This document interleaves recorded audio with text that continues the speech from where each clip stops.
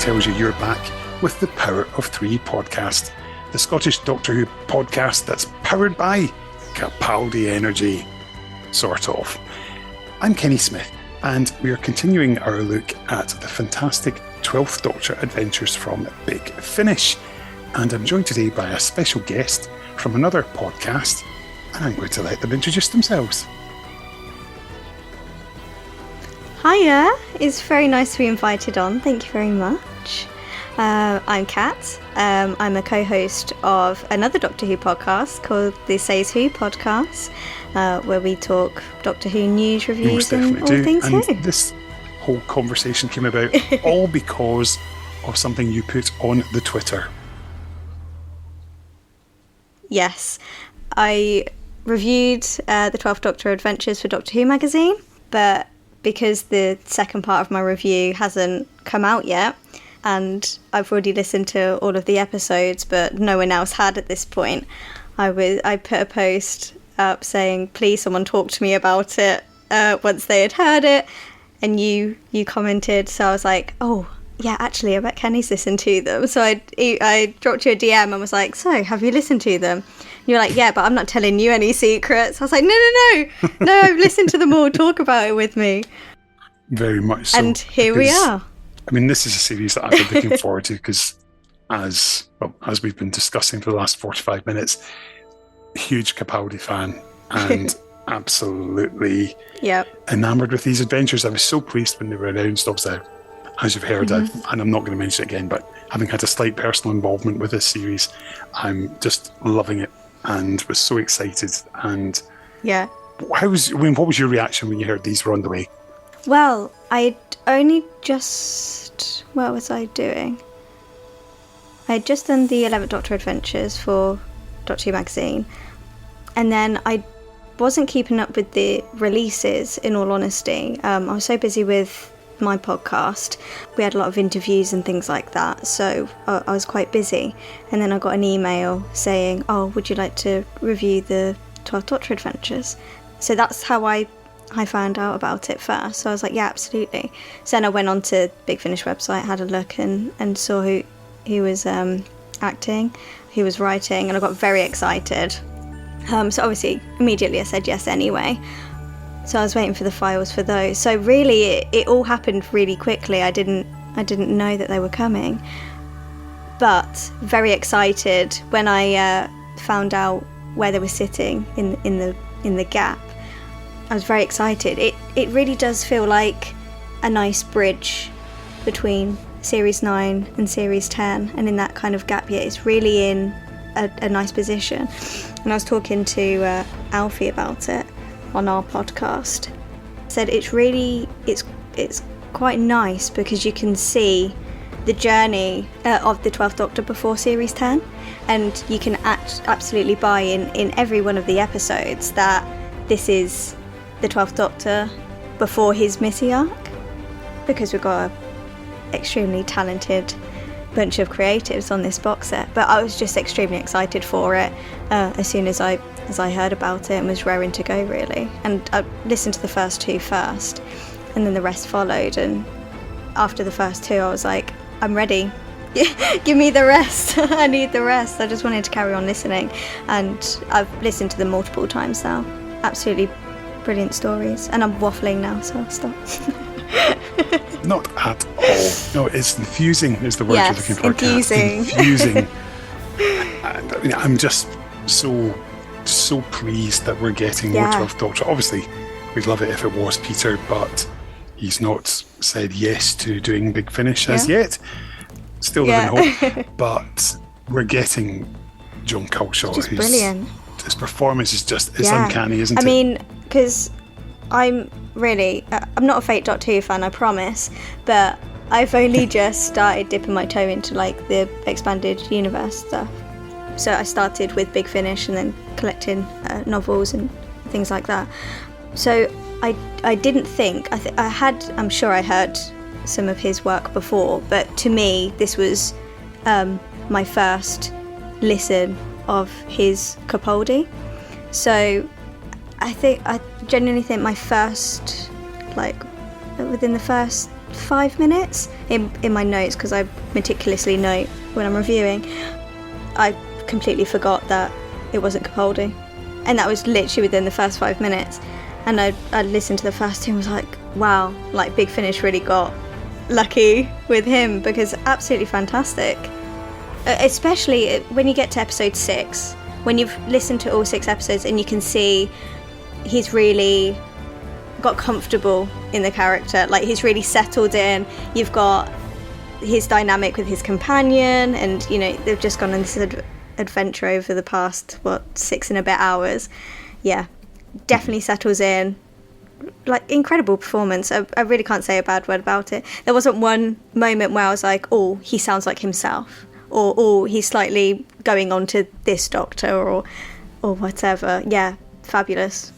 Great work. Yeah, he sounds properly Scottish throughout. That's the thing. I think, I mean, it's you know, as I said in an interview with John a couple of weeks back, it's just things like the hanging S and just those little words, just the way he lets words just, they're floating there before he cuts them off.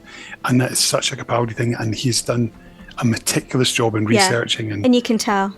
Yeah, I mean, I'd love to have been in his kitchen, just hear him saying, I'm going to put on the kettle and watch the steam. Yeah. And just these wee things like that. You can imagine giving a running commentary using the Capaldi voice, getting it there, working it, and it's so good. And we should, of course, mention Wydian as well, who's so good as Ash Wilton. Ash Wilton is up there with one of my favourite companions, and this is like Doctor Who companions, not even just like Big Finish companions. Genuinely, from both of them from the get-go. And I think Ash is such a unique Doctor companion as well. There's so many layers to his character, and in relation to the 12th Doctor as well. I mean, his actual character, so as a bard at the end of the universe, brilliant. He's funny. The music is absolutely fantastic. Honestly, Borna did incredible there. But he feels like a real person instead of like a fictional character. He genuinely feels like a real person. And I know that's something that they wanted to focus on, and they absolutely achieved that 100%. And the dynamic throughout the adventure, the conflict between the two. We haven't seen Capaldi with a male companion, so already that's, you know, something new and interesting and fresh. And having that conflict between them, and them both standing so strongly in their decisions, choices, morals, there's some real tension between the two characters, but also still that respect and care, which is really lovely, and the basis for any companion and Doctor dynamic. So it just really works. I think all of the writers have been really creative with them, and the performers have just like transcended these characters. Absolutely wonderful. It was very hard to critique, because not only are they just like genuinely really interesting stories and are so rich with their themes, and the whole production value of them are incredible. So I was really enjoying them, and I was like, okay, I need to try and critique and see, are there any, you know, flaws here? Are there anything that could be further explored, or it's a bit underdeveloped? And yeah, it was very hard to try and pick apart. I think the only comments I could have on any of the run is this pacing was a little bit off in this section, but that's nothing, you know, like that's nothing. Yep. If you can go through a whole 6 episodes and the only critique you can do is the pacing was a bit off here, that's a fantastic run. They honestly, 12th Doctor Adventures are fantastic. Very much so. Now, you mentioned Borna. We will come back to him Yes. shortly. Quite literally, we will come back to him Quite shortly. literally. But Yeah. you have mentioned there that you're new into the expanded universe. So I know that you're working your way through the Charlie Pollard arc at the moment. Yes. So does that mean you've not met Lucy Miller yet? I haven't met Lucy Miller yet. No. I know. We've got a side podcast, 8-track, and we're making our way through Charlie at the minute. After Christmas, we're taking a break, and Lucy is coming on board. The issue is, I went on a big Finish binge and just consumed so much. That's all I was listening to every day, any moment I had a chance, and listened to a very wide range of stories right from the beginning till now. But my co-host Tip was like, no, you can't listen to any of these because we've got a side podcast and I need your first reaction. So everyone says how good they are, and I'm not there yet. I will be, but I'm not there yet. Yep. Oh, she's fantastic. And of course, played by Sheridan Smith, who is my future second wife. So is that right? She doesn't even need to change her name when we get married. No. So his first wife is fully aware of this fact. Do you know, when I interviewed Sheridan for Big Finish a few years ago, I spoke to her at lunchtime during a recording break, and she gave me a call and did the interview. It was lovely. She added me on Facebook straight away. Cool. And then I got home and mentioned to my wife that I'd interviewed Sheridan that day. You could have heard the pin drop. Didn't speak to me for the rest of the night. Yeah. She was like, absolutely not. Not having it, so. I know who that is. But yeah, I mean, it's not like she's going to speak to Tom Hardy, so it's like, whatever. You're not a journalist, you're not going to speak to Tom Hardy. So, so. I really like Sheridan. Yes. I really like Sheridan Smith. You might like Sheridan Smith, you're going to love Lucy Miller. Oh, I don't doubt it. It's funny, my first introduction to Sheridan Smith was Jonathan Creek. Absolutely loved her. Was that the episode with Paul McGann that you saw? Was it the episode? I think it was, actually. I think it absolutely could have been, yeah. I forget the BBC only have like 5 actors on revolving. I really can't wait. It is one that I'm really excited for, yeah. Fantastic. Well, we mentioned his name a wee minute ago. Yeah. The wonderful Borna Matosic. So, yes. Why don't we invite our favourite Croatian German to come on and talk to us?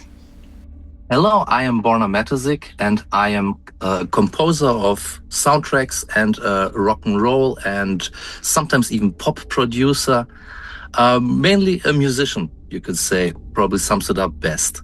I've been working for Big Finish for the past couple of years, doing several series. I started with Unit Brave New World, which was great fun, bringing all of that to life. Then we did the 11th Doctor Chronicles, which was the first bigger run that I worked with Alfie Shaw on that one. And naturally, from that we are now working on the 12th Doctor Adventures, which is coming out right now, as you all probably know, listening to this. Yeah, so the Big Finish stuff is my main work at the moment. And I'm having so much fun doing all of that, because as a Doctor Who fan, what can be more exciting than adding my own music to the Doctor Who universe and getting amazing tasks like writing themes for the Daleks or the Cybermen, or even coming up with my own themes for the 11th Doctor, the 12th Doctor, and all of that. So I'm having a total blast with all of that. That's what we like. We like people who are happy and enjoying it. So, as the first German/Croatian to come on this podcast, I'm fascinated to learn, how did you first discover Doctor Who? Oh, that's an interesting question. It was running on regular German TV in 2005 when the show first came back. And I caught an episode or two here or there with the German dub, of course, because Germans stream it in German. And I thought it was really cool. It was different than anything else I'd seen before. I was a Trekkie, actually. So I've always, you don't like Star Trek. I've always liked the the Star Trek stuff, especially Star Trek Voyager was my main science fiction exposure. But this Doctor Who stuff really looked completely different than that. And I enjoyed it, but I did not become a fan immediately.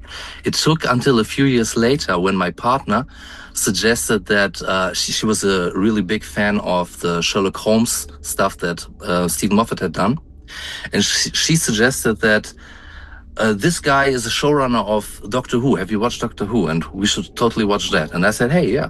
I watched a few episodes of that, and I think it's a great idea to really dive into that one. So we got the episodes on iTunes and started to watch it on English, in the English original dub, not dub, original voices. And while I did like the German dub, the original is immediately 100 times better. So we started watching all of that, and here we are now. Doctor Who fans for life. Yay! That must have been really strange, though, going from having this particular voice and being used to the voice of the German voice artists, and then to hear the originals. That must have been a bit of a strange one sort of to get used to. It's actually interesting every time I do it this way around, where I first hear the German voice and then I transition to the original voice actor, the original actor's voice. It feels completely natural because it is this actor's voice.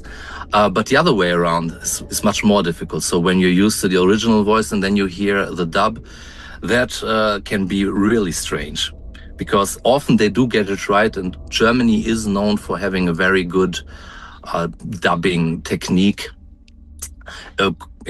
especially in contrast to other countries. I'm not sure. I think I did watch many years ago. I watched, I think it was some kind of Serbian dub of a Japanese anime, and it was mainly the original voices speaking throughout, and then once in a while, every few minutes, there would be a Serbian guy coming in just paraphrasing what had just happened in the last couple of minutes. So that is the other extreme where it's not a very good dub at all. But the Germans are doing a good job. Still, sometimes the voices don't really match the actors. It's just maybe the voice is too low or too high or anything, something like that. But I have never had the problem with the other way around, where I heard the dubbed voice and then heard the original actor. It always sounded perfectly natural immediately. Yeah. I'm just trying to find the name of the German voice actors who they got in, because I think Big Finish used them to do the German versions of some of their audios. When I think they did 6, and I think they had the scripts translated and re-recorded, but using the original Big Finish scores, but just different voice dialogue. So that is actually really interesting, because I did not even know we had German versions of Big Finish audios. Yeah. I think there's 6 of them. I'm trying to find it on my app, but my app is not quite there. I was wondering about it, but it's a question if enough German listeners are interested in Big Finish, because most of us who are perfectly fine with listening to the English audios. So I mean, especially younger people are very, very used to listening to TV shows in English, watching movies in English. So every time I watch something on a streaming service, I usually just put on the original voices nowadays. Yeah. So of course we couldn't change it in the free TV stuff that was just streaming on regular TV. They had the German voices and you couldn't do anything about it. Yeah. But anytime we do have a choice, we do choose the original voices. Yeah. Which is one problem I'm having with cinema at the moment. Oh. Because there are some few cinemas that do original voice recordings, the original, whatever you call it, but most of them are dubbed. Yeah. So it feels like you're only getting half of the performance, even though the German dub is good. It's just not the real thing. Yeah, I'm just having a look here. There's Doctor Who, Der Tod und die Königin, Doctor Who, Die Zeitdiebe, and Doctor Who, Technophobie, with Alex Malzaker and Cordula Lise. So there we go. That's the Donna Noble dub, and it's Maren Rayner who's doing Billy Piper for Eiskalt Rache, Das Schwert der Ritterin. Excuse my pronunciation, I'm so sorry. It's perfectly fine. Die Schandlichen Zaros. So, and I did a little bit of German at school, and Scottish and German I think sound so similar because both have sounds. There are some similarities, yeah, totally. And you think those actors are the same ones that they use for the TV? I'm pretty sure they are, yes. I'm sure that they got them, so. Oh, it would make sense. I'll have to check that out. I really didn't even know that they had done anything like that. So your love of music, when did that begin? I'd say there are two different answers to that. The one is the conscious love, and the other is the unconscious love for music, because I kind of grew up thinking that I hate music. So in general, I thought music is the stuff that you hear on MTV, and everything else is not music. So since I don't like the stuff that's on MTV, I obviously don't like music. And I didn't make the connection that the music that I heard in movies and in video games, which I loved, that was music too, but a different kind of music. So I just wasn't a fan of the techno stuff that they were showing on that MTV stuff. And I really loved video game music. So when I played Japanese role-playing games, it doesn't matter if they had really poor audio quality, because on the Super Nintendo you had all those 8-bit bits and bloops, and it didn't sound like real music, kind of. But for me, listening to playing the games and listening to this perfectly orchestrated music with the little techniques that they had. So in my mind, I kind of heard the orchestra as it was playing, even though, of course, the audio quality wasn't that at all. Nowadays, they are actually doing it. They are taking some of those old video game scores, and they are translating them for orchestra. And now everybody can hear how great the music is. Back then, people were just dismissing it, saying that's not real music, that's just some chiptune stuff. No. And after that, I realized at some point that stuff like, I don't know if you've ever watched Bill and Ted. Oh, yes. Yes. That was one of my favorite. Excellent. Be excellent to each other and party on, dudes. So that was one of my absolute favorite movies. And I loved all the music that was in those movies. And only later on, I discovered that all the electric guitar elements that were in there were done by a guy named Steve Vai, who is probably my biggest guitar hero. He had done not just the soundtrack elements that were in the movie, but he had done his own version of God Gave Rock and Roll to You by Kiss. Mm-hmm. And when I was searching for the soundtrack for the movie, I found the regular version of Kiss's God Gave Rock and Roll to You, which was missing the best bit, which was the intro that Steve Vai had done for this song, which is usually not part of it. So after that, I realized, okay, I guess I do love music, and this is the kind of music that I love. It's rock and roll, it's heavy metal, it's soundtrack music, all of that stuff. And I just don't like the MTV stuff. Yeah. That is the long-winded answer to your question from earlier. Yeah. Now, the first time I remember seeing you was on a video where you were playing the Doctor Who theme on the guitar, and just thought, wow, this is cool. This is really, really good. This isn't just somebody trying to, play the theme on the guitar. This is somebody who knows the theme, is passionate about it, and is really going to town with it and having fun.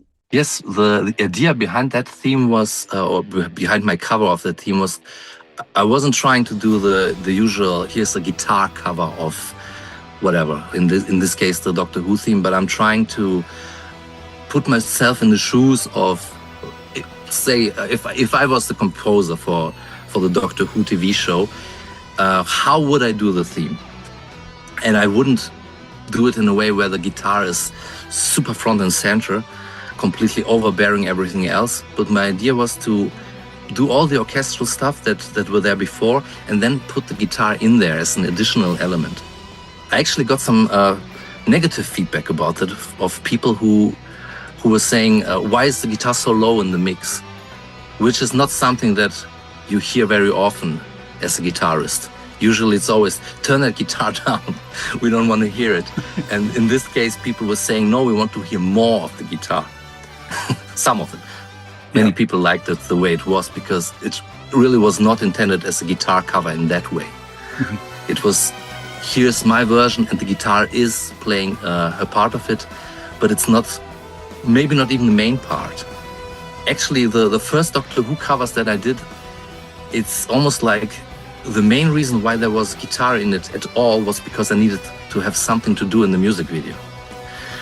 Because I'm a guitarist, and everything else, if you hear violins and cellos or French horns or whatever, all that stuff, I play it in on a keyboard. So those are all virtual instruments that I'm using. And once in a while, I'm lucky and I get to record real musicians in my little home studio. But apart from those instances, the only way where I can get real human touch to this music, where it's not just virtual instruments, is if I record guitars in there. So that was the main reason why I did it with guitars. And then, of course, because I wanted to do a music video, it shouldn't have been just like a CD cover that's moving. I wanted to have a real video where somebody's standing in there doing something. And well, since I'm a guitarist, I'm just gonna do the guitar performance thing. Yeah, and it worked. And you rocked it, quite literally. And I'm very glad to hear that. Thank you. So how did Big Finish come into your life? Oh, that was actually not even through listening to Big Finish, but when I started working on Unit Brave New World was my first time that I mean, obviously I was aware of Big Finish and what they were doing, but I had done some projects with the brilliant Emily Cook, who many Doctor Who fans know from the Doctor Who lockdown era, as we call it nowadays. And back then I saw her do the tweet-alongs of certain episodes, and I thought, well, that is such a cool idea. And for some weird cosmic coincidence reason, at the same time, I got a comment on my YouTube channel where somebody requested that I do the long song as a cover. Yep. Which is a great suggestion, but my first thought was, well, how am I going to do a guitar cover of a piece that is mostly choir? Of course, you could replace the different harmonies with guitars, but it would just not sound right. I thought that the long song is really one of those pieces where you can add guitars, but the choir should remain the main thing. And so these two things came together. I saw the tweet-alongs, and I had a request for something that I had no way of doing because I don't have a choir. And something clicked, and I thought, wait a minute, what if we did a sing-along instead of a tweet-along? So I got in touch with Emily, and luckily she thought it was a great idea, and she had the trust in me that I can pull it off, because this is really not something that I don't think anybody had tried something like this before. I know that Hans Zimmer had invited the whole fandom to provide chants or something for his Batman soundtrack. So maybe that was ringing in the back of my head as it's theoretically possible to combine different voices from all over the world into one coherent thing. But it was definitely a risky project to try. So we got, in the end, around 300 different voices from fans all over the world. I put them all together, edited them, did some tuning where necessary, and made sure that everyone is balanced. And when I heard the finished choir for the first time, I couldn't believe how good it sounded.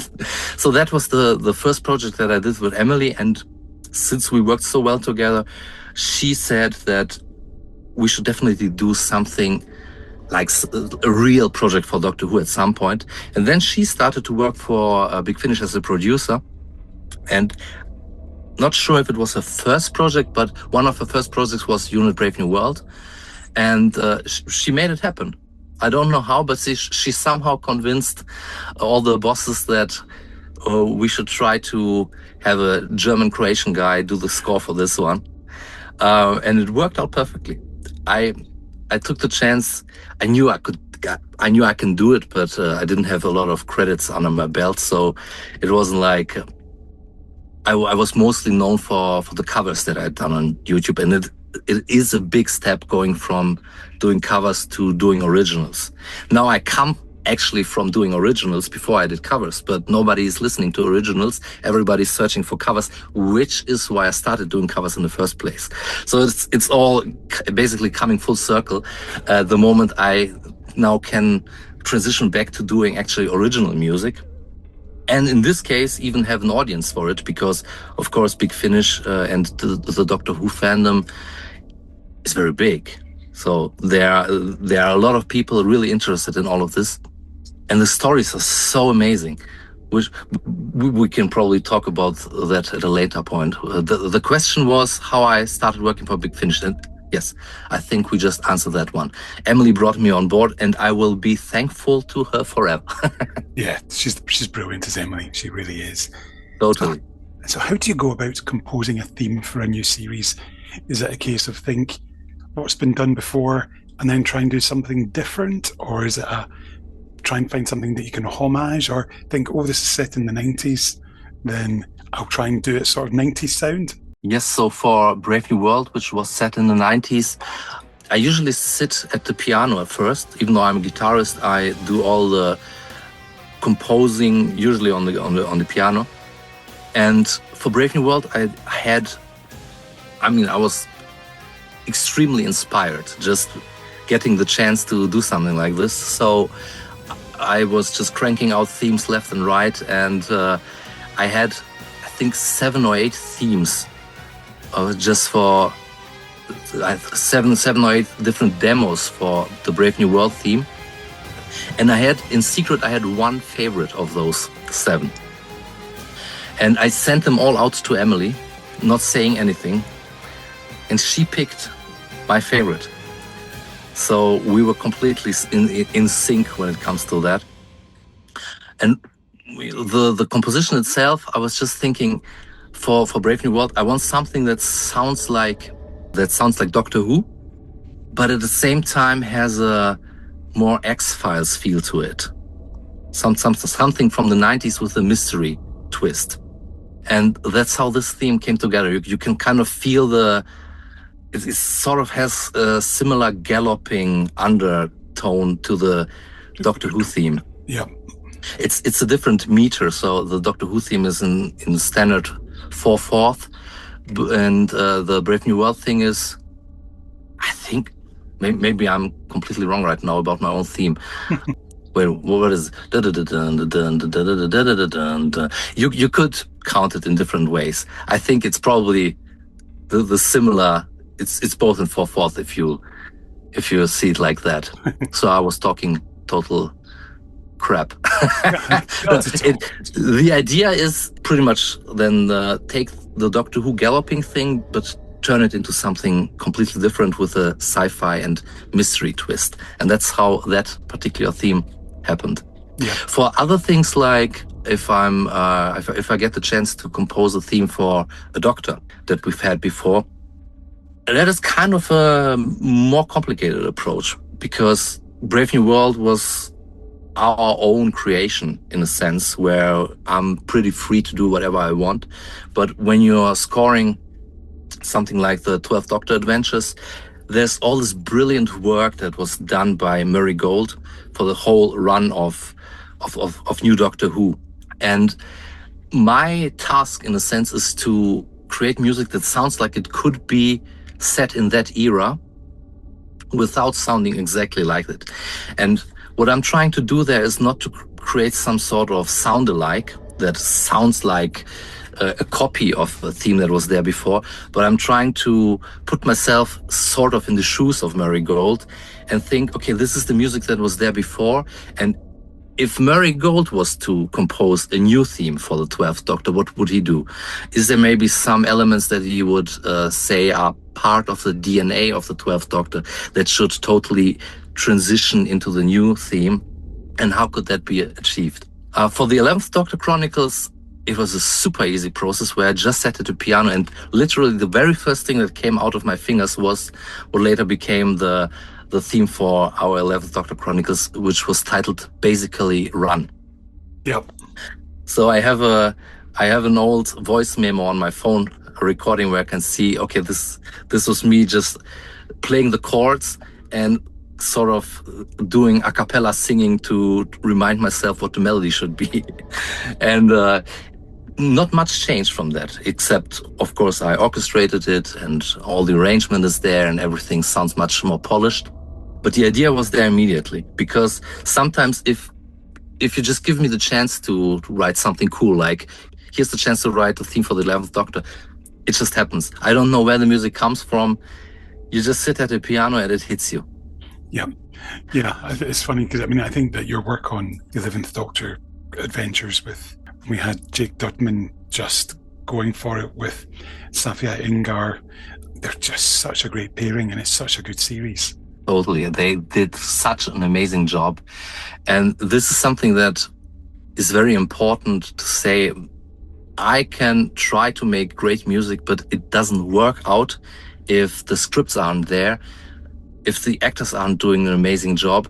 I cannot do this kind of music. So it needs to, all of this needs to come together, because I did have scoring projects before where maybe the story wasn't very inspired, or all of the acting was maybe a bit more amateurish for student films and stuff like that. Yeah.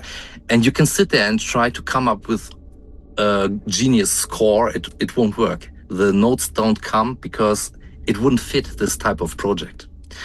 And for all of these Big Finish audios, I never had this problem. It's everything there. There's a beautiful canvas in front of me where I can just go completely wild.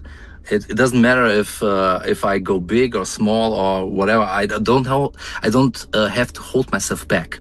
Basically, I can just go super big and it will still fit the stories, because the stories themselves are so big and epic, and the performances are just absolutely super professional. They are doing amazing jobs. And in some cases, you don't even need the music. Actually, a lot of the stuff that I've scored for Big Finish, I listen to it. Basically, when I get the episode, it's completely finished usually. The only thing that's missing is the score. And a lot of times I just listen to those episodes and I think, well, this is already working perfectly. I don't have to do a lot.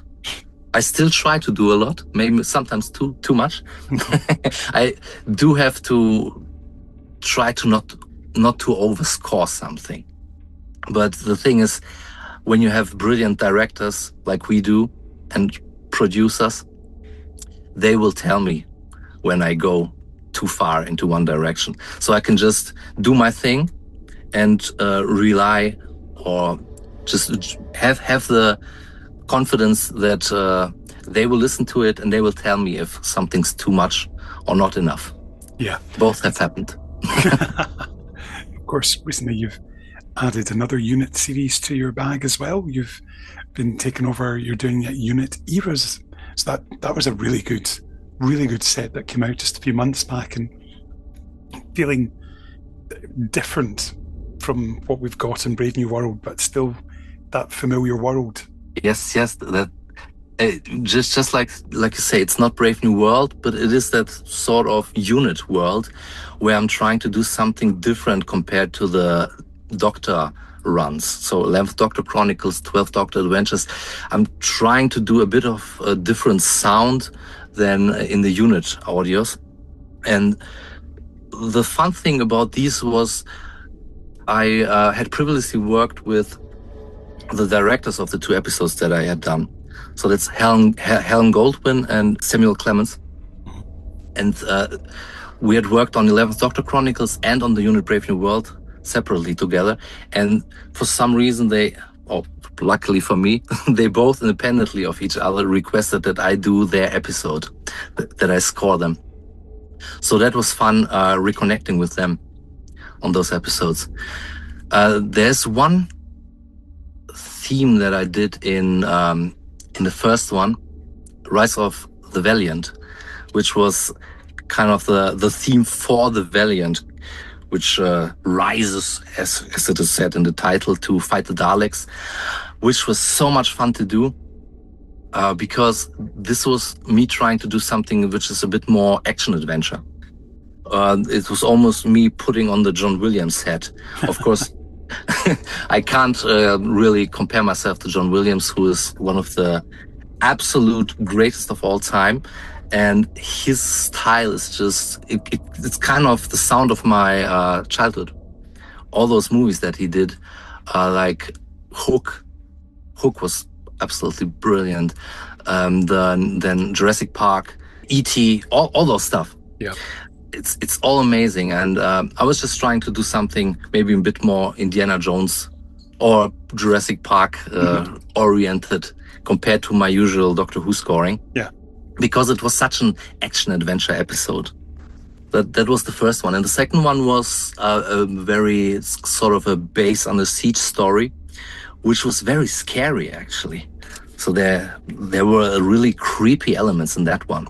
Yeah. So that one had sort of a almost horror-inspired sound. Yeah.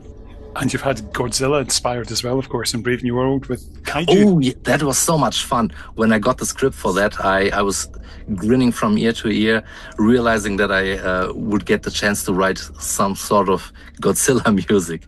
And of course, our Godzilla wasn't called Godzilla. We called it Winifred. Yes. Which was such a funny joke. Yes. I loved that. It was great. And then, of course, now here you are working with Alfie again on this fantastic new range of 12th Doctor Adventures. So do you remember how the initial contact came about to work on this series? It actually started on Brave New World, where Alfie had written, I think, at least one script I think he had written the third episode in the first box set. And I think he was working as a script editor on it too. So that was what probably gave him the idea to contact me for the 11th Doctor Chronicles. Then after we worked on that, and apparently he was very happy with my work on that one, because he very early on, while working on the 12th Doctor Adventures, he reached out to me and gave me the invitation to work on that as well, which was really great for me because it gave me the time to think about all the different concepts that I could put into this from a musical standpoint. He sent me the scripts. I'm not sure if I was still working on the 11th Doctor Chronicles at that point, or it was shortly after, but I had the scripts for a very long time before the recordings actually took place, and long before we had found Gwydion, which was kind of a big question mark for a long time, who would play Ash. So that's how the contact happened. He just reached out to me very, very quickly after we had finished the 11th Doctor Chronicles. Yeah, I suppose that's the thing for yourself.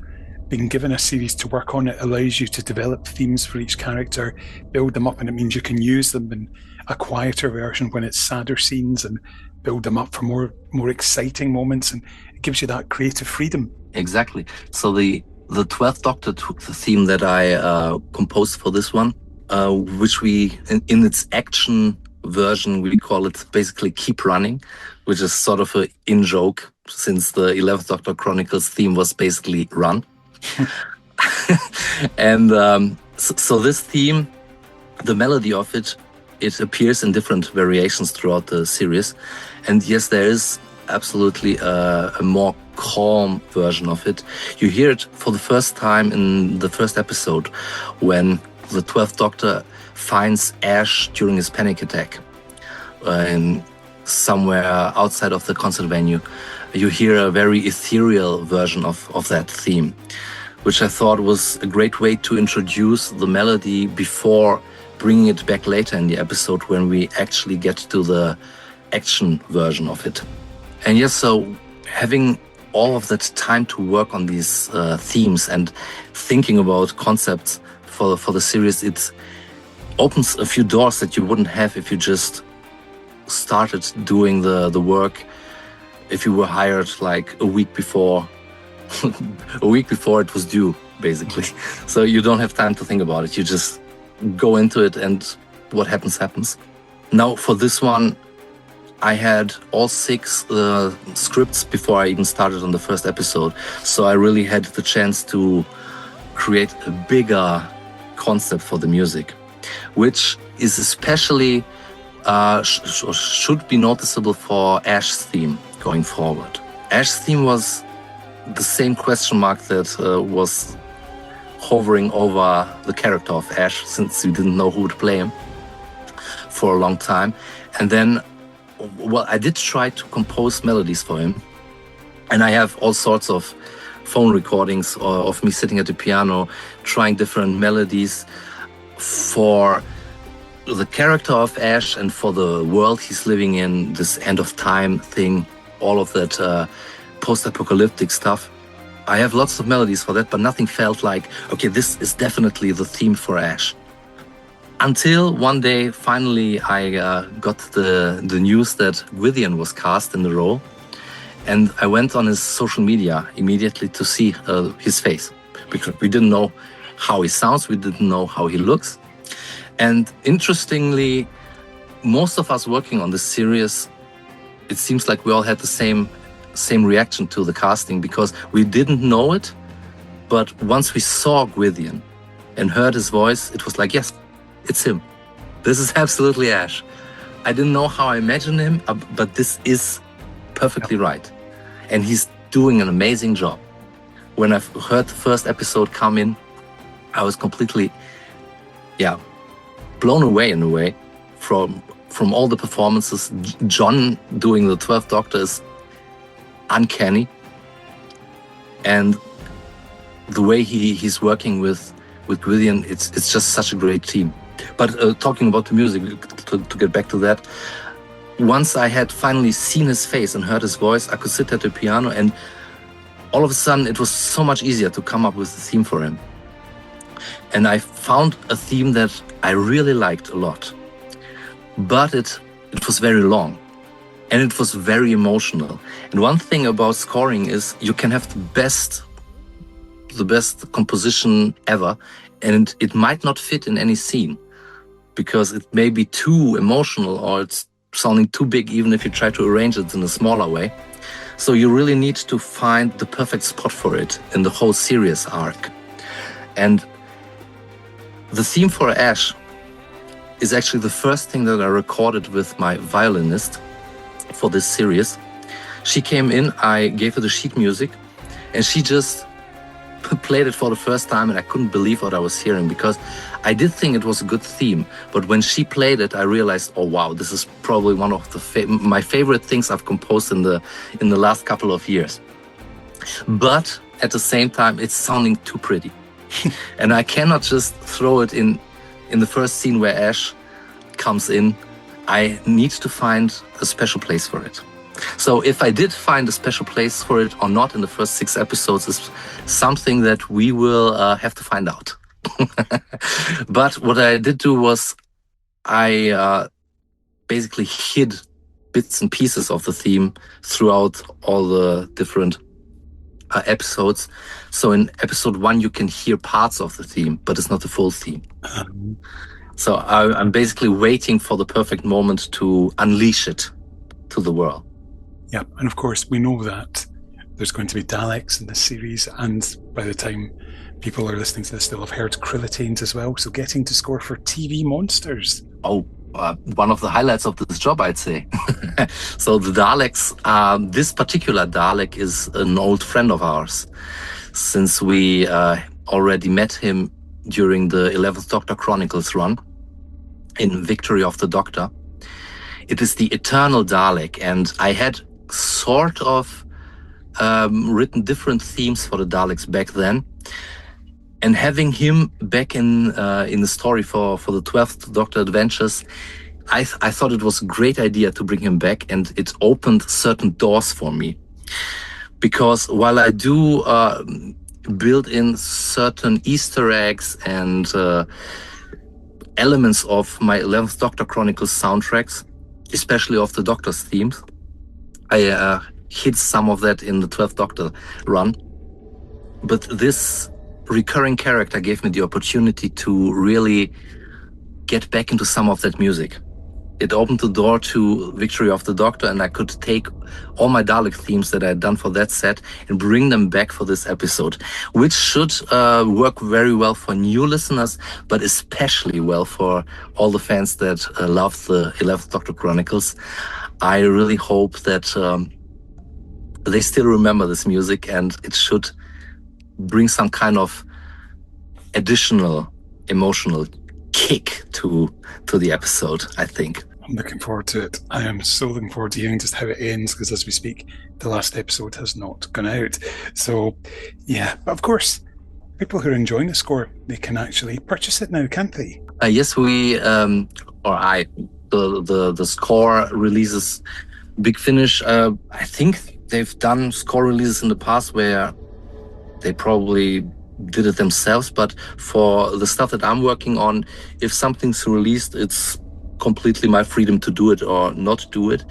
And for this run of the 12th Doctor Adventures, I absolutely plan to release all the music that I'm doing for it as an album later on. But right now we already have the main theme for the 12th Doctor, the action theme that I talked about earlier, is now available on all kinds of streaming platforms, and you can buy it, you can stream it, you can do whatever you want with it. It's called basically Keep Running, and if you just search for that title, it should be the only one coming up, or you can search for Borna Matosic and find all my other stuff that's on there, including the full album for the 11th Doctor Chronicles. Then there are 2 albums for the Brave New World run, which I plan to add more to, actually, because we did, was it this year? It's also blurred in my mind already. We recently did 2 more sets of the Brave New World, with Nightfall being the last one. And I have a lot of music of that I still need to compress into an album format and release it on Spotify, which I plan to do probably right after my vacation is done. Mm-hmm. I will get back to that. Yep. And the Unit Eras stuff too. I have a lot of music that I did for the 2 episodes, which will definitely fit into one album. Fantastic. So there's a lot of new music releases coming up now that I've got the time for it, because while I'm scoring, it's completely crazy. The deadlines are always running right behind me, and I'm running away as best as I can. But at some point, Alfie will send an email saying, we really need it now. And at that point, we are done running. Yes. As my music professor once said, it's not done, it's due. Of course, as you speak, you mentioned there being on vacation. You're sitting 50 meters away from the Croatian coastline in a camper van, and it's so nice to be able to get away and have a break like that. I suppose it's good for refreshing the brain, and of course, you never know what tunes you might pick up on the way, wee things you may hear and have inspirations for the future. Absolutely. This vacation was really needed, because while I absolutely love doing all the scoring work, it's very exhausting, especially when you have very tight deadlines, which we had on this one. But luckily, as we established earlier, I had a lot of time before to think about stuff, so I just had to crank it out and put it together in the episodes. And I think the results are great. The one thing about me is I'm a perfectionist, and what I really need is a deadline. Mm-hmm. Because if I don't have the deadline, I could work on one episode for months. So I'm really thankful for those deadlines, and they sometimes inspire more than when you have all the time in the world. Yeah. So this vacation right now, I'm sitting in Croatia, in my home country. It is very hot. I'm sweating buckets, but it's beautiful. When we're done talking, I will just jump back into the sea and refresh myself, and I will get all those batteries back up, because I'm really looking forward to finding out what happens in the next 6 episodes of the 12th Doctor Adventures, which Alfie has already got a great plan for, I'm sure, but which I have not heard anything about them yet. So this is once these. I mean, did you hear the 4th episode yet? Yeah, I've got it. I have not listened to it as we speak, but that's going to be my walk this evening listening. But you were spoiled already about the Krillitane. Yes, well, I knew about them beforehand from you knew it from my Big Finish work. Yeah. Okay, so yeah, that's the 4th one. Then we have the 5th and 6th. So I'm at this point 2 episodes ahead of everyone who's listening weekly when it comes to knowing what happens in this series. I know what happens in the first 6, but I have no idea what happens after that. And I think once people arrive at the end of episode 6, they will be very, very curious, and they will not be able to wait for what's coming after that. I know what it is, but I'm not going to say. So spoilers, sweetie, as somebody once said. Spoilers. It's shaping up to be another excellent run, and I can't give a big enough shout out to everyone working on it. The writers are absolutely phenomenal. Alfie has built the best team. It's amazing. I just love it. Yeah. It's just a very inspirational environment to be in. Yeah. When everybody's doing their best. And the thing that you always hear at the beginning of every Big Finish audio, for the love of stories, it's true. This is the main reason why we're doing it. Yes, very much so. But finally, before we go, I would also like to say thank you from behalf of the people of Scotland, Wales, Northern Ireland and the Republic of Ireland for what Croatia did on the 11th of July 2018 when they beat England 2-1 in the World Cup semi-final. So thank you, thank you, thank you. On behalf of Croatia, you're welcome. There's only one Luka Modric.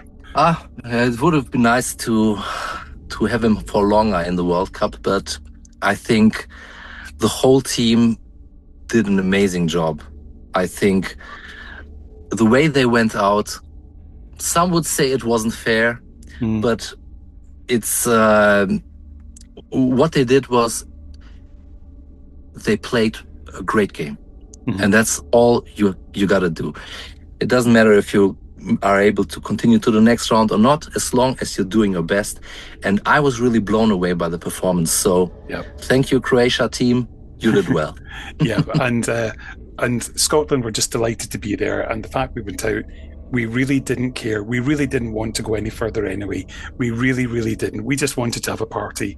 And I'm not at all making that up. I believe you completely. Thank you, Borna. But again, thank you so much for your time. And it's been fantastic to talk. Thank you so much. Thank you for having me. And huge thanks to Borna for that. Isn't his work absolutely amazing? You touched on it a little bit earlier. Incredible. Yeah, absolutely incredible. I mean, I was genuinely really blown away by the music. I mean, the music and sound design was absolutely phenomenal. There are so many moments where, especially in The Broken Man is probably one of my favourites out of these 6 episodes. And the ending, when they go to the thriving civilization, the music and sound design is absolutely gorgeous. That will be one moment that I'll take with me throughout this whole run. And I know this is coming out before it, so I won't touch too much on it, but episode 6, spoilers, incredible, sweetie. Yeah, don't worry, I'm not saying anything. All I'm saying is music knocked out of the park. Absolutely fantastic. So why don't we go through the stories and I'll share a few thoughts on each of them so far. So Absolutely. It all kicks off with the second death. Yes. I mean, fantastic introduction. It's what I really enjoyed about it, and this is something that Alfie does so well, is introductions. In every one of his stories that he's wrote, the introductions are incredible. They're not exposition heavy, they're just intriguing enough to hook you, and then you can continue on through the adventure. And the cliffhangers as well. But what I really admire about The Second Death is how simple it is, and that's not in a negative way. It's enough to introduce the characters, introduce the way that the run is going to play with time travel, seeds a lot of things that will be called back upon, and it's so character heavy and character focused, which is something that I was really thrilled about, especially coming off the TV run where, you know, my main critique was kind of the lack of character, that attention was on it. So coming into this, I was like, this is exactly what I love and eat up. So even just for its character work and its rich themes, and poor Ash really goes through it. Yeah. And you really feel for his character, So yeah, really strong start from The Second Death. It is. I mean, it's given that, you know, it's a story set, I mean, as it says in the notes, yeah, it's set during the last days of history. Yep. And you do get that feeling it's very much in that utopia world. Yeah, It's sort of, you can imagine the skies are always dark. Yeah. And there's not much greenery. It feels like it could be in a quarry with weeds in it rather than anything. Yeah. And just bit by bit, you know, Ash losing his friends. And when it comes towards the end, I mean, it is very... Yeah. It's very, very dark. And maybe it's not completely explicit as to how dark it does get for Ash. But yeah, I think with a bit of human life experience, you can see where his head is going. Absolutely. And it's just painfully sad. But I mean, as Alfie said, the Doctor's there, the Doctor's grieving, the Doctor's wounded as well. And here you've got two fellas who both suffering in different ways, different types of loss, and they're there for each other. And that's something that it's not, I don't want to use the phrase buddy movie because that sort of sounds too trite and American and twee. Not that there's anything wrong with that sort of film, they're like the cop buddy movie, but here we have got two people who need a friend and they've found each other and they're helping each other to get stronger again. Yeah, I mean, it's beautiful. That's what I really respected about it. Does take a different journey from the third episode, but that's what I really appreciated about the first two, is the attention to detail on building that trust and dynamic between the two, because they absolutely needed each other in those moments, and the Doctor was a really, really good support system for Ash and showed him a lot of care and really supported him and made him feel, you know, comfortable and like he wasn't alone in his emotions, which is really nice come the second episode in The Broken Man, when he can be there for the Doctor and show up for him in the same way, and it really creates that bond in a way that we have seen it on the TV, but there's something really special about the pair, and I can't really put my finger on it. I think they're very much one and the same, and I thought it was really poetic. I mean, can we jump into The Broken Man? Of course we can, because it's sort of, it pretty much follows on. So story 2, and of course it's set in Scotland, so where all 12th Doctor stories should be, really. But there we go. Every single one. Exactly. I just thought it was genuinely poetic. I really, really, really liked the journey for every character. I think it was nice to bring more of the light on the Doctor for his grieving, because the way he was trying to process was going back to an adventure that him and River were going to source and explore. So he's taken Ash on an adventure with him that's going to, you know, distract him, but also a good distraction for the Doctor, and it still plays with all of these rich themes. I mean, I know it doesn't really take grief all the way through this box set, but especially the first two episodes, they really explore grief, and it starts to paint a picture to Ash, the kind of legacy that the Doctor has, and it starts to play with those stories, which I really like.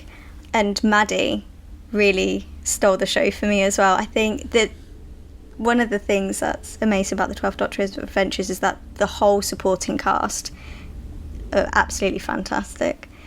And I think having a character like Maddie and her, who she is as a person and what she stands for is also very important. I think a lot of themes and a lot of important dialogue was in this script that I really encourage people to listen to. It really hit home for me on many levels. Just the conversations that Maddie would have with Ash, the Doctor and Ash's relationship, especially towards the end when they're comforting each other and Ash giving him that space that he needs.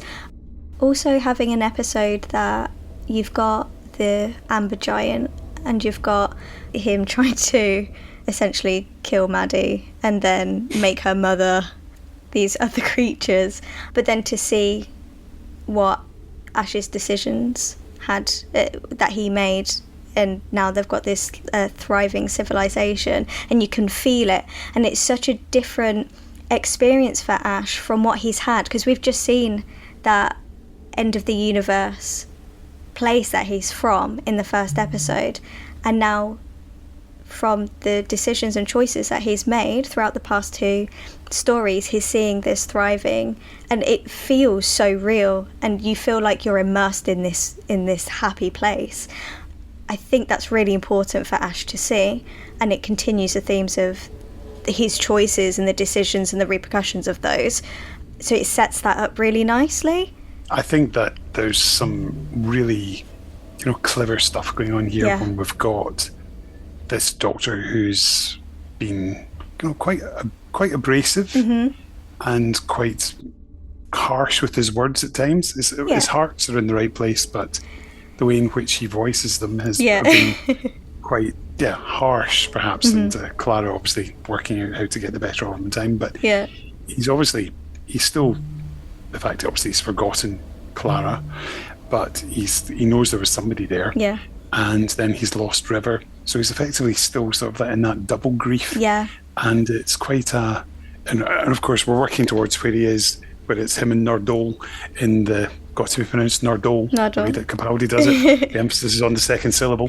And the other thing, people say Stephen Moffat. It's Moffat. Just Moffat, not Moffat. There's no extras. I was going to say, I think I'm in that group, Stephen Moffat. Moffat. It's Moffat. It's just like Moffit, Moffat. Yeah. So, there you go. I'm exactly anyway, exactly. It's a Scottish town as well. But I think that it's that lovely sort of, that bridge between that softer Doctor who's having a great time and, of course, befriends Bill very easily as the lovable university lecturer who, gosh, I wish I had one like him. And just, it's that journey that he's on. I mean, there's some lovely stuff. It gets, particularly for Ash to get his head around with the fact that the giant wants to kill them. It's like, what's going on here? Yeah. And the whole story sort of it's not just the emotional stuff. There is the sci-fi action adventure stuff. Absolutely. And I think that is, Roshana's done a really, really good job. Roshana Patel, the writer, should say. Yeah. And there's some lovely stuff. I do have a question though, I'm wondering, with the Amber Giant being played by Jan Gedroich, is he related to Mel? Must be. There's not many Gedroiches in the TV industry, because I know that Mel's sister was an acclaimed TV director. Right. So who knows? I'm going straight on Google. I need to figure this out. I didn't think of that. Yeah, it's just the way that my mind works. Yeah. And Dee Sadler is fantastic. Dee Sadler's Maddie. Incredible. Yeah. It's just could bring such warmth to the character who could very easily have been here you go, it's an academic, and the fact that it's another archaeologist. Yeah. And there's obviously little reminders there for the Doctor, just that somebody else is an archaeologist, and we're not talking Professor Bernice Summerfield.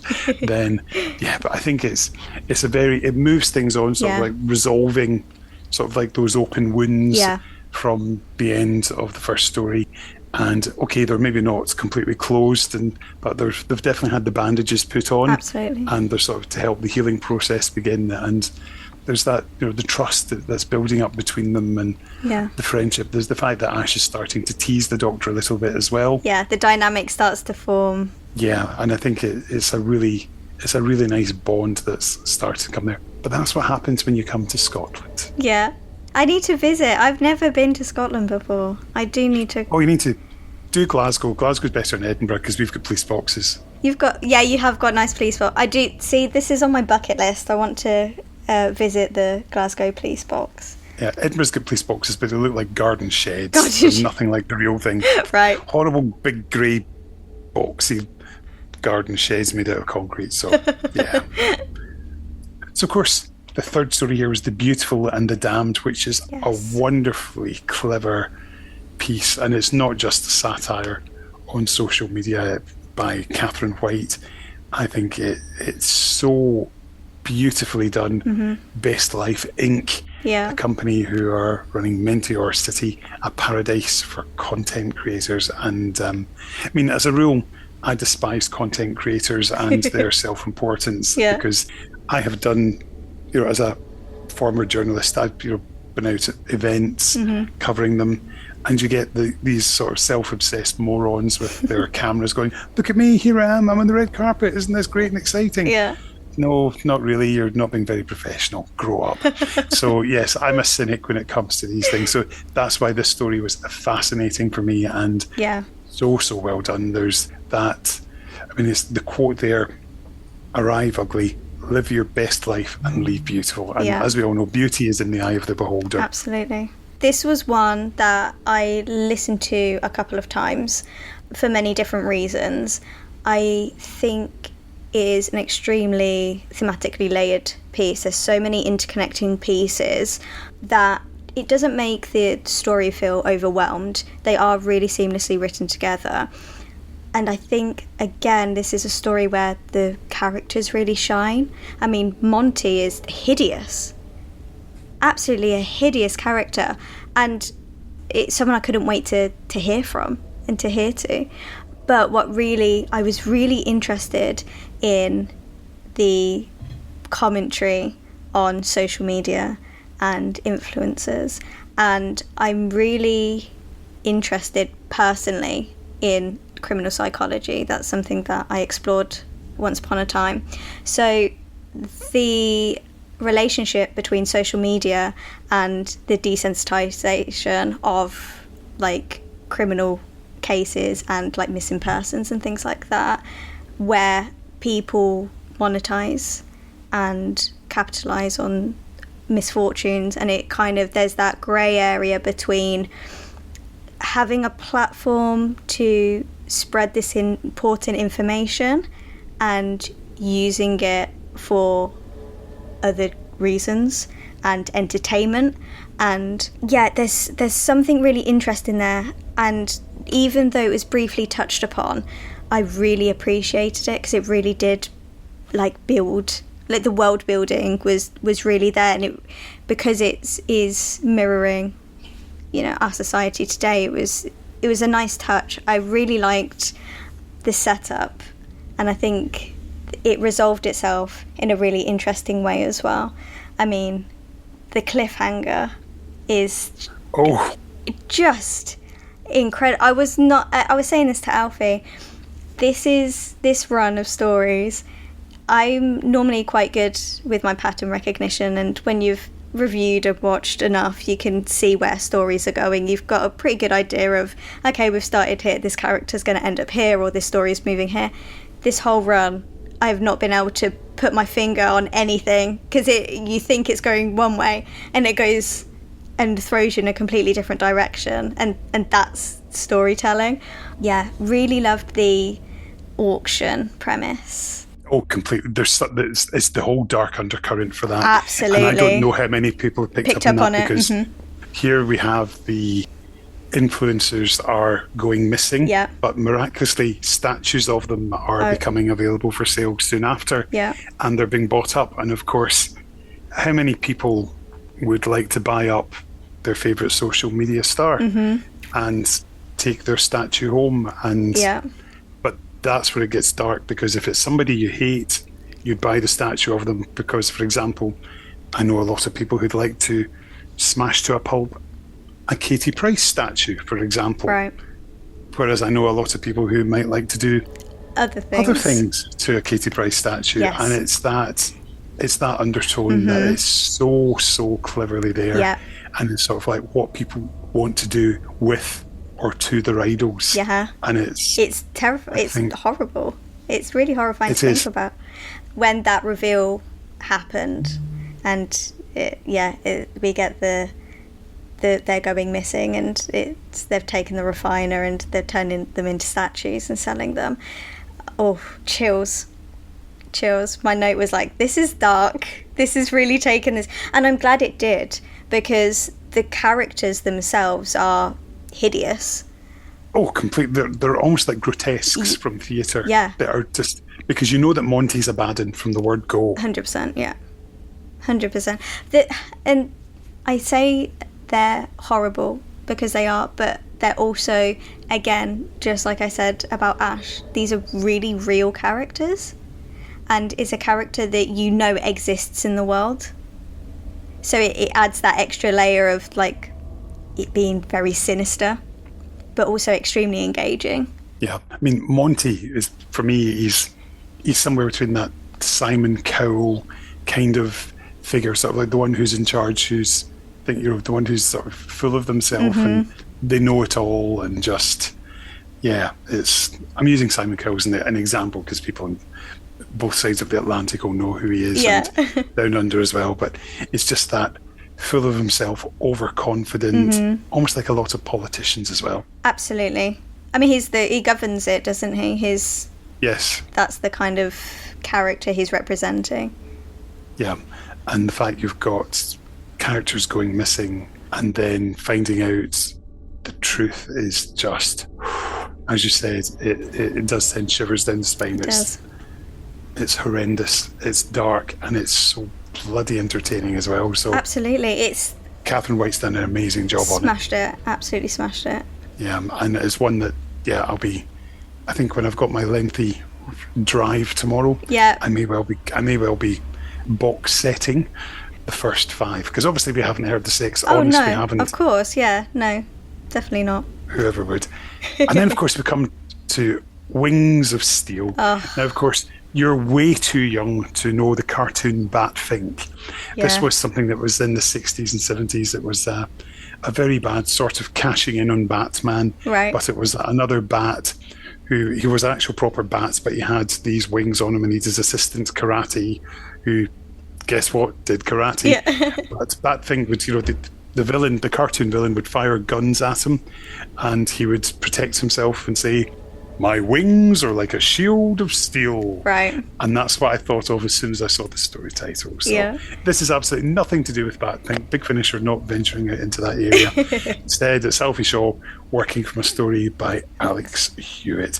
Now, the big question is, did you expect the surprise villains of the piece? Of course. Can we say, can I... Yes, we can, because there were spoiler warnings. So yes, perfect. Did you expect Krillitanes? Absolutely not. I was completely... and that's why I put my thing on social media and was like, please, I need to talk about, as soon as you've listened to this, please. There's a note that I wrote. I think it was about 35 minutes in, and I put Krillitane ? And then the reveal comes shortly after. I was like, Krillitane! It was so funny. We did a podcast topic of villains that we want to see come back, and this was literally about 2 weeks ago at this point of when I was listening to it. And one of my picks was Krillitane. I really want the Krillitane to come back. Why haven't we had them in more stories? So when that reveal came, I was like, oh my goodness, Alfie, my prayers have been answered. But what an absolutely fantastic story to put them in as well. I mean, it's a historical allegory for their Nazi Krillitane. And I think that in School Reunion, because we had a lot going on, and we had Sarah Jane coming back, and they were kind of off, trying to be gods, essentially. We didn't really get a full character study or focus on the Krillitane. This we do, and even if listeners haven't seen School Reunion, don't know who the Krillitane are, that doesn't matter. You get a beginner 101 on who they are, and it's not exposition heavy. It's all in the subtext. It's all in their actions, the way they respond to each other. I genuinely think this is one of the strongest pieces that has come out of Big Finish, just in general. Genuinely, I can't say nicer things about it. Yeah, because because the clues are there from the start when they're talking about the oils and things like that, and it's all seated there, but it's very much a nice pull of the rug under the feet. Yeah. So yeah, because this is one of the ones that sort of like don't mention it when I was doing the Vortex preview a few months ago, and which is always fun. But I loved it. I mean, particularly when the Doctor's so confident, when he knows how to defeat the Krillitane, when he's sort of like, just throw the oil at them, and then like, we out-evolved this. Tastes nice. Generations ago. Yeah. Brilliant. This is really not fair. You're supposed to be burning right now and screaming. Why are you not doing that? It's really it did make me laugh. It was a fantastic delivery from John. Like, he played that perfectly. Probably this is one of the most action-y stories. I'd say so. Yeah.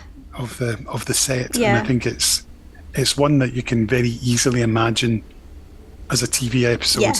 Perhaps with others have been slightly more cerebral, and I suppose a bit of a similarity between sort of themes in Dot and Bubble than there were with The Beautiful and the Damned. Yeah. But yeah, I think that there's just so much energy in this, and the cast are having a fantastic time, aren't they? You can tell. You can just tell when playing, getting to play the Krillitane, and I mean, what a great name, the Ultima. The Ultima. It's the super evolved further down the line, and they're not all necks now, and things like that. It's just. I really like the line delivery when someone says, "Why are you doing this?" or whatever, and they say, "Because we like their eyes." Just the line delivery of that, chills, absolute chills. The shape of the eye. The shape of the eye, yeah, like the shape of the eye or something, yeah. And just want to kill somebody just to assimilate that into it, when being the last of their species, and it's just we don't care, we're committing genocide, and this is an extinction, but we're gonna have nice eyes for a few generations, and then until we find something better. Exactly. Yeah. It's wonderfully, wonderfully dark and very clever, and something we should perhaps mention is the brilliant cast and direction from Lisa Bowerman. Yes. Because Lisa has got so much out of these guys. She's working them hard. Yeah. And they're you can tell they're not getting it easy, because you can tell they've done a good first take, and I know Lisa well. Yeah. And she'll have said, okay, let's do this to bring out even more. And because she's such a good people person, director, like Helen Goldwyn, they're just able to bring out these extra bits and just find so many subtle things and menace in lines where there isn't any menace, when it's sort of hinting on paper, at it. Yeah. Yeah, and I just think it is so well done. So it's a brilliant cast. Holly Marie Michael is 409 in particular. Just her screams when she's being experimented on. Like, I do have a thing with audios where sometimes obviously you're just screaming in a studio, and sometimes that's with people, sometimes that's just on your own at your home studio or whatever, and it can feel a bit artificial. This was guttural. Yeah. And I felt the pain and the fear really, really well executed. I'm not sure if I presume it would have been in the studio with everyone. I just have thought so. Yeah, but brilliant. Yeah, but of course, again, a dramatic final scene which you never see coming, because Ash kills someone despite the Doctor telling him not to, and that's something that doesn't happen to Doctor Who companions. Do not kill people. One fantastic choice to take Ash on that journey. It's really nice to see how, because he's been put through so much trauma over the past, we're 4 episodes in now? Yep. So you can absolutely see where he's gone from the grieving Breen to the traumas that and the losses that have just been stacking up to this point here. My favourite bit is, it's a brilliant come back when they're so interested in where he's from. So to justify why he kills the Krillitane, he gives them the name of his home planet so that then he has to kill him because he can't risk that getting out. Can't betray his own people. No. So that's a nice way for him to go, well, Doctor, he knows this. So the only option was to kill him, even though he gave up the name and he didn't have to. He could have let him live. Yeah, and I think Gwydion is just fantastic. Almost quite chilling Yeah. in the way that he does it. And then what John does as well, just his reaction, the horror, Yeah. and sort of the blind fury, Yeah. the restrained fury, and it's just... But that could have been very overplayed. I think it was again performed just as it needed to be. That could have ended up like a shout match. It could have ended up like being underplayed and the Doctor kind of being a bit too forgiving about it. I think it was just spot on. The dialogue, you're going to regret it, or I'm not going to regret that, and you will. That was so loaded. The Doctor's response was so loaded. You felt it all the way back to Time War days. Mm-hmm. Do you know what I mean? Like, that was like from the gut. That absolutely phenomenal. The performances, that whole... I was literally on the edge of my seat. It could have gone two ways and I didn't know where it was going to go. So when that shot happened, I was like, oh, no, that can't happen. You're really bending and playing with the rules of how far you can push a Doctor Who companion. Very much so. So it really was thrilling. And just sort of pairing him up with somebody who knows what it is to kill and regrets. And it's seeded throughout so nicely. Just... I don't. Was she regretful in the end? Because it's almost felt like I felt it was almost like quite self-pitying. So that, okay, I've been the Empress. I was 12 years old. The Doctor deposed, and it was quite a very interesting character. Sort of loads of shades of grey there. Yeah. And simple things like, and again, there's lovely bits with like the time travel factor and sort of. So I've given myself a coin. When Ash borrows because he doesn't have any money to offer up. I love little things like that. It's these lovely little character moments and helping yourself out when you're at your lowest. I mean, Doctor Who's only ever made me cry once on TV. Okay. And it was the moment towards the end of Time Part 2 when the Doctor goes to Donna's wedding and says, oh, have a quid, and got it from Jeff, lovely man. Yeah. And said he'd do anything to help him because... That's exactly the sort of thing, because my dad died in 2002, and that's exactly the sort of thing that my dad would have done. If he could have helped somebody out with a quid, he would have done that, and just thought, that really got me. And in the same way, I could feel that sort of similar thing. It's that of, helping yourself when, when you're down in your luck and being able to do a little thing. Yeah. You may not have much, but to be able to do a little bit, and I found that that's just a very personal sort of emotional reaction to it. And obviously it's not there in the script, but it's just something that engaged myself and got me going lump in the throat. Yeah, you go.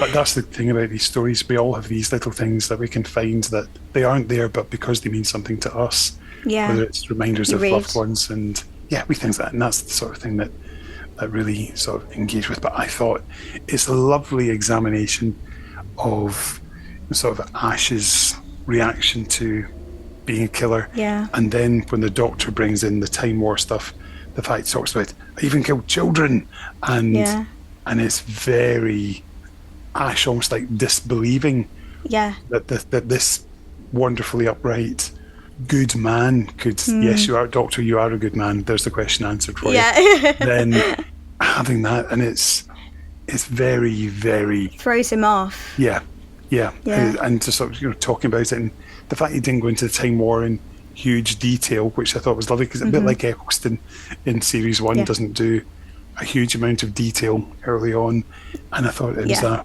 really nice way to do it, sort of teasing out details, giving wee bits. When obviously we know the full story, we know it's the War Doctor, but it's and obviously Ash doesn't know about regeneration either from lines that were dropped there, but another another fantastic episode. Very, very clever. I think a good one to get inside the head. Yeah, absolutely.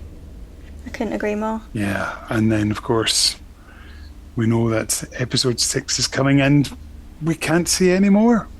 We can't even speculate. Let's do it. No, I know. I think that no, just keep what we said earlier in mind. Yeah. Yeah, that's got to be done. We don't. I hope everyone enjoys this story. Yeah. It's great. I mean, it's.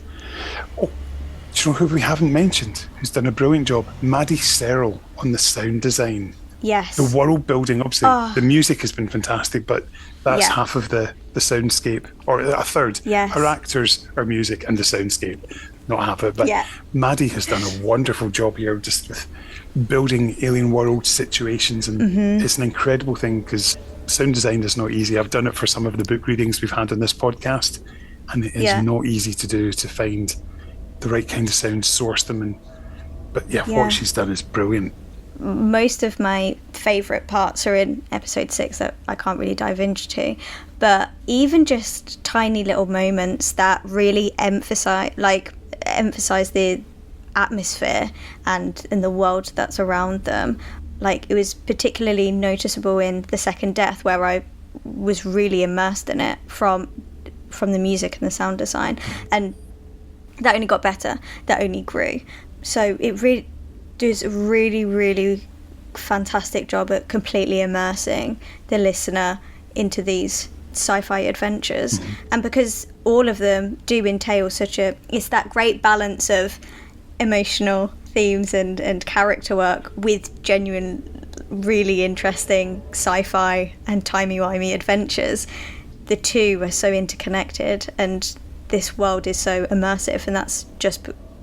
The actors are absolutely fantastic. The writer's fantastic, but the production as well. Yeah, it really sells it. Yeah, really fantastic. I should point out, Alistair Locke did the sound design on The Second Death, but Maddie has done the rest of them. So there we go. Sorry, good. My bad. No, not at all. I'd assumed it was Maddie who'd done them all, and I was just looking back at The Second Death there, and no, it's that was Alistair, who of course is... Sorry, Alistair and Maddie, both of you. Yes. Fantastic. Alistair, of course, has worked for Big Finish pretty much since day one. Yeah. Even back in the Bernice Summerfield days, so... Even did his own version of the theme that was never used, ultimately, when they decided to go to TV theme. Yep. There you go. Big Finish trivia off the top of my head, and it can be found on... Is it Last of the Titans, the DWM freebie, that you can still download from the Big Finish website, so... For free. So there you go, bigfinish.com, and have a look and you'll find it in there. But of course, these adventures are not free. Please do go over to bigfinish.com, have a look for the 12th Doctor Adventures and buy them, because you'll get them as a lovely box set, and they are just glorious. To get an episode dropping every week, how good is that in this year of wilderness? I know. I was saying to Alfie, it's bittersweet, because I had to obviously binge listen to them all to meet my deadline. But even just watching everyone really enjoy, and I've been listening along, I've been re-listening to them every week as well. It feels like a really nice placeholder until hopefully Doctor Who comes back on our screens. I really think it's something that they should consider doing for multiple sets, having the weekly release, because it gives you something to look forward to, and it gives you a week to sit in the story, think it over. You've got the next story because you've already thought over the other episode so much. It really, enhances the journey throughout. So yeah, really, really, really, really spoiled, I think. Yeah, I think so. It's a great idea, and hopefully there will be more of that. And when the series returns after these 6 episodes are done, then fingers crossed we can have them in that similar format again, because it seems to have gone down well. I know that I've had quite a lot of letters into Vortex with people really enjoying it, and the Sherlock Holmes releases Big Finish did earlier in the year as well. So that hopefully could be the way to go in the short term to get us through until the show comes back onto our screens, whenever that may be, with whoever it may be. Absolutely, I hope so. Really do. Yeah. Well, Kat, tell us more about the podcast and where people can find it, and where people can find you on the social media world as well. Absolutely. So on our podcast, we do reviews of New Who and classic, and some Big Finish Doctor Who episodes and stories. We also do topic episodes where we talk about like fill-ins we want to return. We talk about underrated, overrated episodes. We have guests on. We also do interviews. We had the lovely Nick Briggs on. We had Robert Shearman. We've got Alfie. We'll be having Alfie, maybe, is it the week after this episode drops. So you can hear all about the 12th Doctor Adventures over there as well. Our podcast is on the Sudden Biscuit YouTube channel. We have a little playlist residency over there. That's Tip's YouTube channel. And you can find me on Twitter and Instagram at simplykatie_XO. And is that Katie with an IE? Yes. Katie. Yeah, my Katie's with a Y after Manning. Y, so, yes. Of course. But yes, I've got to.